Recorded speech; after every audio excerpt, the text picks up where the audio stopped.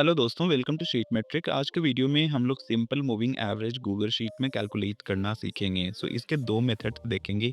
एक क्वेरी वाला मेथड देखेंगे और दूसरा चूज कॉलम्स और सॉर्ट फंक्शन के जरिए कैसे इसको कैलकुलेट कर सकते हैं, वो मेथड देखेंगे।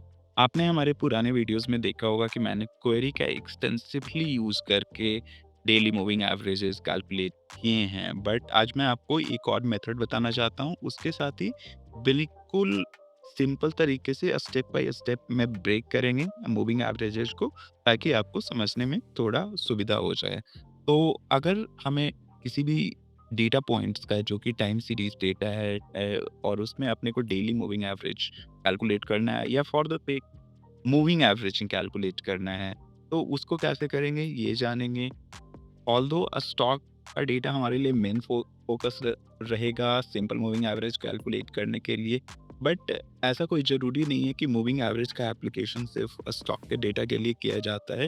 ये कुछ भी हो सकता है, जैसे कि डे वाइज आपका ये टेम्परेचर हो सकता है, किसी बच्चे के टेस्ट वाइज मार्क्स हो सकते हैं। तो ऐसे टाइम सीरीज वाले डेटा का आप एक मूविंग एवरेज कैलकुलेट कर सकते हो ऑफ अ पीरियड स्पेसिफाइड, कि आपको 5 पीरियड का मूविंग एवरेज चाहिए, 10 पीरियड का मूविंग एवरेज चाहिए, to kind of identify a trend. तो इसके लिए सिंपल मूविंग एवरेज का यूज किया जाता है। तो मूविंग एवरेजेस कैलकुलेट करने का जो होता है, मैं बोलूँगा बेसिक 3 स्टेप्स होते हैं। तो पहला स्टेप जो आपका होगा वो होगा कलेक्टिंग द डेटा, जिसमें आप डेटा को कलेक्ट करोगे। अगर आप किसी टेम्परेचर वगैरह के डेटा के साथ कर रहे हो, तो वो या तो मैनुअली रिकॉर्ड किया जाएगा या किसी सिस्टम के ज़रिए रिकॉर्ड किया जाएगा। हालाँकि स्टॉक का डेटा को कैसे कलेक्ट करना है, तो उसके लिए हम लोग गूगल फाइनेंस फंक्शन का यूज़ करेंगे। दूसरा स्टेप होगा कि डेटा को आपको ऑर्गेनाइज़ करना है और फिर ऑर्गेनाइज़्ड डेटा पे मूविंग एवरेज कैलकुलेट करना है। देन थर्ड स्टेप जो होगा कि फर्स्ट मूविंग एवरेज आपको इनिशियलाइज करना पड़ेगा और फिर सब्सिक्वेंट मूविंग एवरेज कैलकुलेट किए जा सकते हैं। तो फॉर एग्जांपल यहाँ पे मैं लेट से एक एग्जांपल लेता हूँ एक स्टॉक का, जो कि NSE HAL है। इसका मुझे 5 पीरियड का मूविंग एवरेज कैलकुलेट करना है। तो उसके लिए मैं गूगल फाइनेंस फंक्शन का यूज करूंगा और इसमें गूगल फाइनेंस फंक्शन का जो फर्स्ट पैरामीटर होता है वो टिकर होता है। तो वो मैं डाल दिया, ये NSE HAL मैं यहाँ पे हार्ड कोड कर रहा हूँ। अगर आपको डिटेल में जानना है गूगल फाइनेंस फंक्शन के बारे में, तो हमारे चैनल पे वीडियो है जिसका लिंक आपको डिस्क्रिप्शन में मिल जाएगा। आप वहाँ से उसको देख सकते हैं।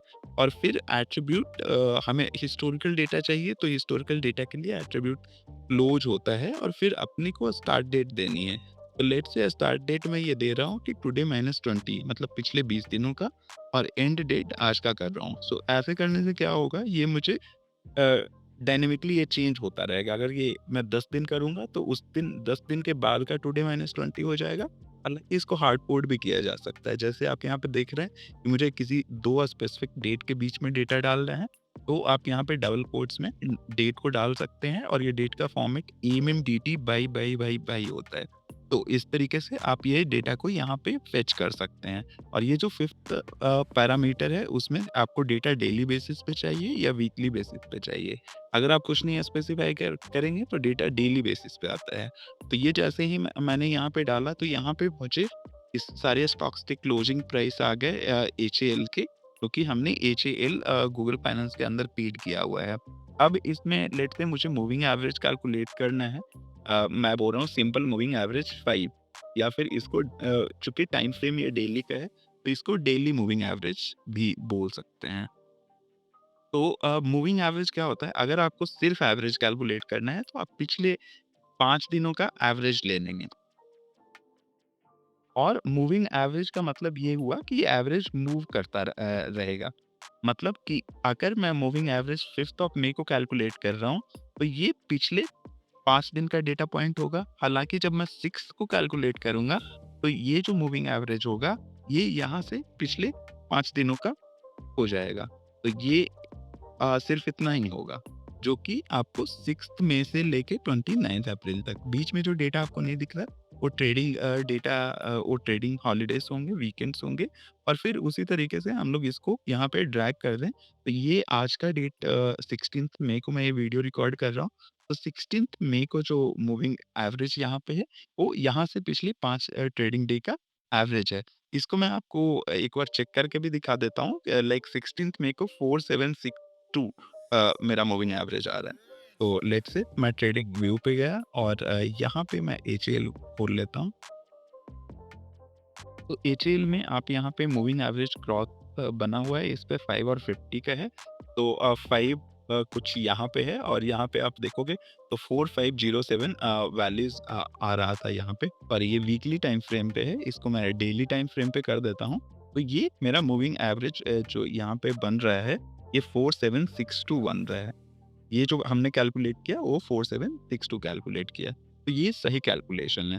तो इस तरीके से आप डेली मूविंग एवरेज कैलकुलेट कर सकते हो। अगर डेटा पॉइंट आपका कुछ और है, लेट्स से यहाँ पे डेट है, यहाँ पे टेम्परेचर है, आप पिछले 5 दिन के टेम्परेचर का एवरेज निकाल लोगे जो भी लास्ट 5 डेज़ के है और इस तरीके से।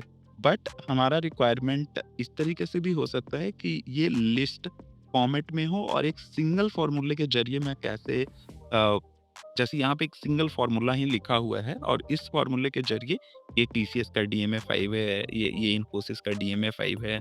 तो इसका 2 मेथड है, एक क्वेरी मेथड जो कि आप हमारे पुराने सारे वीडियोज़ में देखोगे और दूसरा मेथड जो कि चूज़ कॉलम्स और सॉर्ट इन या फिर चूज़ कॉलम्स और एरे कंस्ट्रेंट और सॉर्ट फंक्शन को यूज़ करके बनाया जा सकता है। तो मैं आपको ये एक्सप्लेन करूँगा पूरा। तो लेट्स से एग्जांपल जो अपन यहाँ पे लेते हैं वो NaCHAl का ही ले लेते हैं। तो सबसे पहले हमें क्या करना पड़ेगा आज के डेट पे यहाँ पे मैं आपको आज का डेट भी दिखा देता हूँ। तो आज मैं 16th मई पे हूँ और मुझे 16th मई पे HAL का अगर मूविंग एवरेज कैलकुलेट करना है तो मुझे आज से 5 दिन पीछे जाना पड़ेगा और उसका डेटा पॉइंट लाना पड़ेगा। तो the first step is collecting the data. So collecting the data में मुझे गूगल फाइनेंस यहाँ पे हेल्प करेगा और गूगल फाइनेंस में हमें टिकर देना है जो कि ये रहा और उसके बाद एट्रीब्यूट देना है जो कि क्लोज रहा और फिर स्टार्टिंग डेट यहाँ पे लेट्स से टुडे -5 कर दिया और फिर एंड डेट टुडे कर दिया। तो ये 5 दिन का डेटा मुझे पास आ जाना चाहिए। तो ये मेरे पास 5 दिन का डेटा आ गया। तो ये मेरा फर्स्ट स्टेप हो गया। बट हालाँकि कई एक बार ऐसा हो सकता है कि अ, 16th में इज़ अ फ्राइडे और हमारे पास पिछले 5 दिन had been a trading day. But कई एक बार हो सकता है कि आपको मंडे को हो तो बीच में 2 दिन वीकेंड आ जाएगा। तो ऐसे सिचुएशंस को हैंडल करने के लिए ये मैं 5 दिन का नहीं लेट्स से 8 डे का डेटा पुल कर ले रहा हूँ। So 8 day means it will go back to 8 calendar days. मतलब आज 16 है तो 16 माइनस 8 ये आपको 8 तक का डेटा चाहिए। बट आज के दिन का मूविंग एवरेज कैलकुलेट करने के लिए जो भी लेटेस्ट 5 दिनों का हमारे पास डेटा पॉइंट है, वो 5 दिन ही हमें चाहिए होंगे। मतलब 8th और 9th नहीं चाहिए होंगे। तो इसके लिए हमें क्या करना पड़ेगा, यहाँ पे सबसे पहले तो मैं क्या करता हूँ कि इस डेटा का ऑर्डर चेंज कर देता हूँ। जैसे इसको डिसेंडिंग ऑर्डर में कर देता हूँ। मतलब जो लेटेस्ट डेटा है, वो सबसे ऊपर आ जाए और जो सबसे ओल्डेस्ट डेटा है वो नीचे आ जाए। तो उसके लिए फर्स्ट लेवल जो यहाँ पे ट्रांसफॉर्मेशन है उसके लिए मैं क्वेरी फंक्शन का यूज़ कर रहा हूँ। तो इक्वल टू क्वेरी और यहाँ पे जो मेरा डेटा है ये रहा और फिर यहाँ पे मैं क्वेरी लिख रहा हूँ जो कि सेलेक्ट अ स्टार। तो सेलेक्ट अ स्टार लिखा मतलब ये सारे कॉलम्स। अब यहाँ पे इसके ऑर्डर को चेंज करने के लिए हमें क्या लिखना पड़ेगा? इसको लिखना पड़ेगा select a star order by column 1 जो इस डेटा सेट में है उसको डिसेंडिंग ऑर्डर में हमें करना है। तो ये मैंने यहाँ पे select star order by column 1 descending हो गया। तो पहले इस डेटा को हमने यहाँ पे डिसेंडिंग ऑर्डर में अरेंज किया है।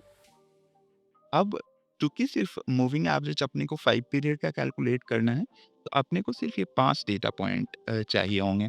तो फिर हमें क्या करना पड़ेगा, यहाँ पे मैं वापस से क्वेरी फ़ॉर्मूला लिख रहा हूँ और ये मेरा डेटा सेट था और यहाँ पे select star order by column 1 descending यहाँ तक हमने सॉरी कॉलम 1 डिसेंडिंग यहाँ तक हमने इस फंक्शन में लिख दिया था, जो कि अभी मैं लिखूँगा तो ये बिल्कुल इसी तरीके से डेटा आ जाएगा। बट अपने को क्या चाहिए, ये सिर्फ़ अपने को 5 पीरियड का चाहिए, तो इसको मैं लिमिट करना चाहूँगा, तो इसलिए मैं यहाँ पे लिमिट 5 कर रहा हूँ। प्लीज़ नोट जो क्वेरी फंक्शन के अंदर जो सेलेक्ट स्टेटमेंट हम लोग लिखते हैं, उसमें ऑर्डर इम्पोर्टेंट होता है कि सबसे पहले ऑर्डर बाय लिखा जाएगा, उसके बाद लिमिट लिखा जाएगा। तो आप उसी तरीके से लिख सकते हो। सो जैसे ही मैंने इसको लिमिट 5 किया, तो सिर्फ़ ये 5 दिन का डेटा आ रहा है और इसके बाद जो नेक्स्ट स्टेप होगा, इसमें मैं सेलेक्ट स्टार मीन सारे कॉलम नहीं चाहिए, अपने को सिर्फ़ कॉलम 2 चाहिए। तो वो मैं यहाँ पे कॉपी किया हूँ और यहाँ पे स्टार के जगह इसको कॉलम 2 लिख देता हूँ। तो ये मेरे पास यहाँ पे सिर्फ़ ये कॉलम 2 यानी क्लोजिंग पिछले 5 लेटेस्ट दिनों का आ गया और उसके बाद इसका एवरेज कैलकुलेट करने के लिए अपन यहाँ पे सीधा इसका एवरेज कैलकुलेट यहाँ से इस तरीके से कर सकते हैं या फिर जो हमने यहाँ पे जो क्वेरी फ़ॉर्मूला लिखा था इसको ही एवरेज के अंदर रैप कर दें, तो इधर भी वर्क्स। तो ये तो हो गया पहला मेथड जो कि मैंने आपको बताया था कि ये क्वेरी फंक्शन के ज़रिए हमने पूरे स्टेप्स को ब्रेक कर दिए हैं। अब मैं आपको दूसरा मेथड भी इसका बता देता हूँ, जिसमें कि हम लोग चूज़ कॉलम और सॉर्टेन का यूज़ करेंगे या फिर चूज़ कॉलम एरे कंस्ट्रेंट, ये दोनों में से कुछ भी चलेगा। तो the very first step is to kind of collecting the data. तो डेटा कलेक्ट करने के लिए यहाँ पे गूगल फाइनेंस और यहाँ पे टिकर मेरा यहाँ पे है और इसको मैं today minus sorry attribute close and ये डेटा मैं पिछले 9 दिन का मांग रहा हूँ और फिर ये टुडे कर दिया। तो ये तो स्टेप 1 हो गया जिसमें कि हमने डेटा कलेक्ट कर लिया।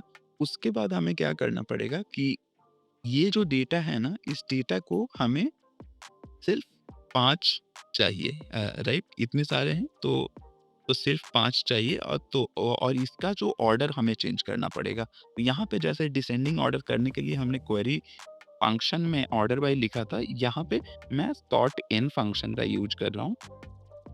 तो सॉर्ट इन फंक्शन, तो इसमें आपको रेंज देना पड़ेगा। सो हमारा रेंज ये रहा और आपको कितने डेटा पॉइंट्स चाहिए वो यहाँ पे लिखा आ रहा है। जैसे मैं आपको अगर इनका the number of items to return, तो हेडर इंक्लूड करके अपने को 6 चाहिए, तो इसलिए मैं यहाँ पे 6 लिख रहा हूँ और उसके बाद टाइम मोड है कि अगर कोई डेटा पॉइंट टाई हो रहा है तो उसको क्या करना है। बट चूंकि हम लोग यहाँ पे सॉर्टिंग डेट पे करेंगे, सो टाई वाले केसेस नहीं होंगे, तो आप 0 1 कुछ पे लिख दो। उसके बाद आप किससे सॉर्ट करना चाहते हैं, तो यहाँ पे जो सॉर्ट का कॉलम वो है वो हमारा कॉलम नंबर 1 है और फिर ये इज असेंडिंग वे में आप करना चाहते हो तो आप ट्रू लिखोगे, बट ये असेंडिंग में है, मैं इसको असेंडिंग नहीं डिसेंडिंग में करना चाहता हूँ, तो इसलिए मैं इसको फॉल्स लिख रहा हूँ। तो ये यहाँ पे सॉर्ट इन किया मैंने, तो ये ऑर्डर मेरा डिसेंडिंग ऑर्डर में हो गया और साथ ही साथ ये लिमिट भी मैंने ये जो 6 लिमिट किया था तो सिर्फ 5 डेटा पॉइंट हो गए, तो ये काइंड ऑफ आप बोल सकते हो ये क्लब हो गया। ये जो ऊपर क्वेरी में हमने एक बार आपको डिसेंडिंग किया था, फिर लिमिट किया था, इसमें यहाँ पे एक बार ही कर दिया। अब मैं क्या चाहता हूँ कि यहाँ पे मैं इसको चूज़ कॉलम्स और इस डेटा पॉइंट में कौन-सा कॉलम मुझे चूज़ करना है, वो मुझे लिखना है। सो कॉलम नंबर 2 मैं चूज़ करना चाहता हूँ। ये मैंने कॉलम नंबर 2 चूज़ कर दिया और उसके बाद मैं यहाँ पे एवरेज इसका करना चाहूँगा। तो फिर यहाँ पे मैंने एवरेज यहाँ पे कर दिया। तो ये हो गया दूसरा मेथड जो मैंने आपको बताया था, चूज़ कॉलम प्लस सॉर्ट इन। इसी में थोड़ा-सा एक और माइनर मॉडिफिकेशन है, मैं आपको बोलूँगा, जो कि choose column plus array constant और प्लस सॉर्ट करके है। तो ये वाला स्टेप तो अपना सेम ही रहना है। तो ये मैं फ़ॉर्मूला सीधा-सीधा यहाँ से लेट्स से ये लिख लेता हूँ और उसके बाद यहाँ पे पहले इसको सॉर्ट कर लेते हैं। तो यहाँ पे जो सॉर्ट करने का जो हमारा तरीका होगा, वो उसके लिए रेंज सबसे पहले देना है और उसके बाद आपको सॉर्ट कॉलम स्पेसिफाई करना पड़ेगा जो कि फर्स्ट कॉलम है और इज डिसेंडिंग नो, तो आपको फॉल्स करना पड़ेगा। तो ये हमारा डेटा अब यहाँ पे सॉर्ट हो गया। अब इसमें से अपने को सिर्फ 5 डेटा पॉइंट चाहिए। तो उसके लिए हमें एरे कंस्ट्रेंट फ़ॉर्मूला का यूज़ करना पड़ेगा, जिसमें कि आपको इनपुट रेंज देना पड़ता है और कितने आपको रोज़ चाहिए, कितने कॉलम्स चाहिए, वो आपको स्पेसिफ़ाई करना पड़ेगा। मतलब कितने पे कंस्ट्रेंट आप रखना चाहते हो। तो ये एरे कंस्ट्रेंट हो गया और इसमें नंबर ऑफ रोज़ अभी मैं let's say 6 including the header, तो वो मेरे रोज़ हो गए और नंबर ऑफ कॉलम्स 2। इस तरीके से ये सिर्फ़ पिछले 5 दिन का डेटा आ गया और अब मैं क्या इसमें चाहूँगा कि इसमें मैं चूज़ कॉलम फंक्शन का यूज़ करूँगा। Choose column a, it creates a new अरे और अ range from the selected range, और इसमें से मुझे कॉलम नंबर अगर मैं स्पेसिफ़ाई करूँ, सो सिर्फ़ कॉलम नंबर 2 और फिर इसका एवरेज मैं यहाँ से कैलकुलेट कर सकता हूँ। तो ये मैंने आपको दोनों मेथड्स स्टेप बाय स्टेप में ब्रेक कर दिया है। आप लेट्स से इसके लिए ये तो मैंने इतने सारे फ़ॉर्मूले लिख के किए। अब ये आप एक सिंगल फ़ॉर्मूला भी यहाँ पे लिख सकते हो और ये अचीव कर सकते हो। तो ये मैं आपको यहाँ पे करके दिखा देता हूँ। तो let me just copy this and let me open a new folder and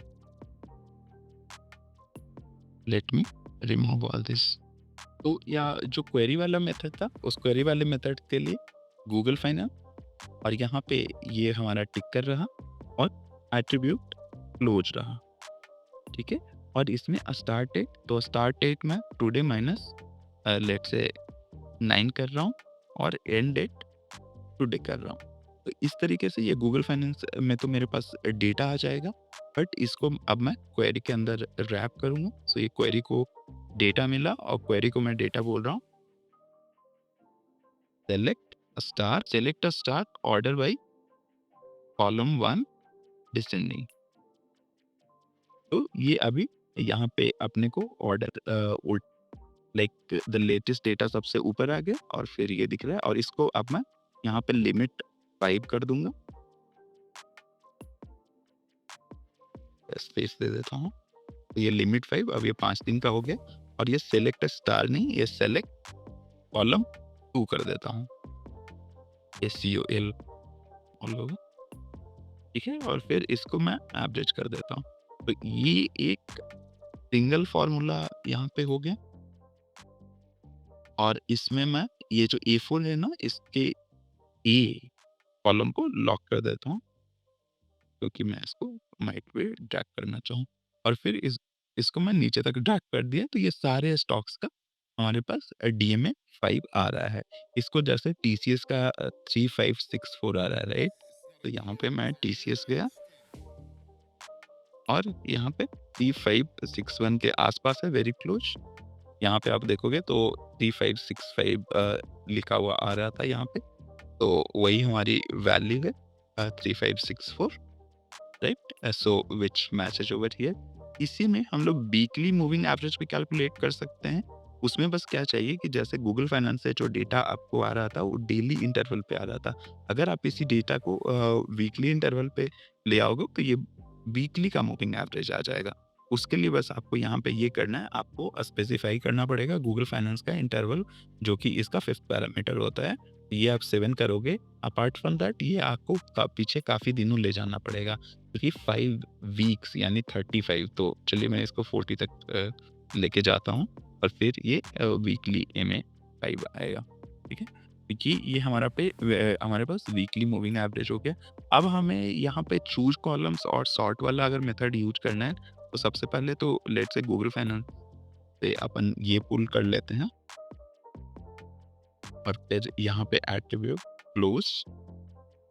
ये मैं सिंगल फॉर्मूले आपको लिख के दिखा रहा हूँ, बट मैंने स्टेप बाय स्टेप आपको एक्सप्लेन कर दिया है अभी थोड़ी देर पहले इसको ब्रेक करके। तो ये टुडे माइनस लेट्स से 9 लिखा, 9 इज जस्ट टू इंश्योर कि एक कभी कोई ट्रेडिंग डे छुट्टी वगैरह आ जाए तो हमारे पास 5 दिन का डेटा मिले। तो ये हमारे पास डेटा पॉइंट्स आ गए। अब इसमें इसको मैं सॉर्ट एन फंक्शन का यूज़ कर लेता हूँ। सॉर्ट एन फंक्शन को रेंज मिल गया, उसके बाद कितने number of items to be return, so header include करके 6 हो जाएँगे, मतलब 5 डेटा पॉइंट चाहिए और हेडर भी है, तो इसलिए 6 हो गए।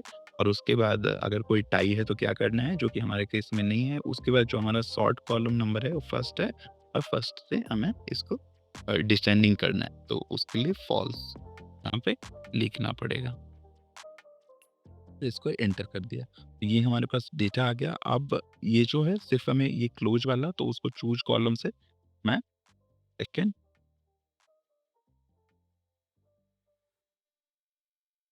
सेकेंड कॉलम यहाँ पे चूज कर लूंगा, तो ये हमारे पास आ गया। और अब इसको मैं एवरेज के अंदर डाल दिया, तो ये हमारे पास एक सेल में इतना कॉम्प्लिकेटेड फार्मूला लिख के आप DMA5 कैलकुलेट कर सकते हैं। तो आप मुझे कमेंट करके बताना कि आप कौन-सा मेथड आप यूज़ करोगे, क्योंकि आई अंडरस्टैंड क्वेरी जिन लोगों को पकड़ नहीं है उनको थोड़ा समझने में असुविधा होती है, and this method is made up of छोटे-छोटे फंक्शंस, 2-3 फंक्शन को मिला के। तो आप कौन-सा मेथड यूज़ करोगे, किसमें आप ज़्यादा कंफर्टेबल हो, कमेंट करके बताना। इसको मैं नीचे तक ड्रैग कर देता हूँ, तो ये सारे का स्टॉक्स का DMA यहाँ पे कैलकुलेट हो जाएगा। इसका एक यूज़ केस भी मैं आपको बताना चाहता हूँ कि इसका यूज़ केस आप जैसे लेट्स से एफएनओ के स्टॉक्स यहाँ पे सिर्फ डाले हुए हो, या फिर किसी इंडेक्स के निफ्टी 50 के, या फिर कोई भी निफ्टी फिट मिड कैप 250 कोई भी इंडेक्स के यहाँ पे स्टॉक्स डाले हुए हैं, तो आप DMA5 कैलकुलेट कर सकते हो, DMA50 या कोई भी कैलकुलेट कर सकते हो। फिर आप क्रॉसओवर्स वगैरह जनरेट कर बना के बाई सिग्नल्स वगैरह जनरेट कर सकते हो। ये एक और मेथड जो कि इसी मेथड के हिसाब से है, वो भी मैं आपको करके दिखा देता हूँ। सो सबसे पहले द बेस फंक्शन जो हमें डेटा देगा, तो वो तो ये रहा। और यहाँ पे एट्रीब्यूट लेट्स से क्लोज, और यहाँ पे टुडे -9 कर रहा हूँ, और फिर ये टुडे। तो ये हमारे पास डेटा पॉइंट आ गए। अब इसको मैं पहले इसको सॉर्ट कर लेता हूँ। तो ये मैंने इसको सॉर्ट किया, इसको रेंज मिल गया, और सॉर्ट कॉलम 1 है और ये फॉल्स है, क्योंकि असेंडिंग नहीं, हमें डिसेंडिंग करना है। अब इसको मुझे लिमिट करना है 5 तक, तो एक और फंक्शन होता है अरे कंस्टेंट, उसके ज़रिए भी हम लोग इसको कर सकते हैं। तो अरे अंडरस्कोर कंस्ट्रेंट, तो अरे कंस्ट्रेंट में आपको इनपुट रेंज देना पड़ेगा, जो कि हमने यहाँ पे दे दिया। उसमें कितने रोज का आपको डेटा चाहिए, तो अपने को 6 रोज का डेटा चाहिए, इंक्लूडिंग हेडर्स एंड कॉलम्स 2 हैं। तो ये हमारे पास डेटा सिर्फ 5 दिनों का आ गया, और इसके बाद इसको वापस अपन चूज कॉलम्स में डाल देते हैं, और यहाँ पे चूज कॉलम्स में ये हमारा एरे हो गया, और इसमें जो कॉलम नंबर 2 है वो हमें चूज करना है। तो ये हमारे पास पिछले 5 दिन का डेटा हो गया, और इसको मैं एवरेज करूँगा, तो ये मेरा मूविंग एवरेज हो जाएगा। इसी को मैं नीचे तक ड्रैग कर देता हूँ। तो ये मैंने आपको दोनों मेथड से बता दिया है। तो इस तरीके के मैं वीडियोस बनाता रहता हूँ। अगर आपको जानना है EMA यानी कि एक्स्पोनेंशियल मूविंग एवरेज, या फिर रिलेटिव स्ट्रेंथ इंडेक्स RSI कैसे कैलकुलेट करते हैं, तो ये रहे वीडियोज आपको स्क्रीन पे। मिलता हूँ मैं आपको इन्हीं वीडियोस में। Thank you, bye.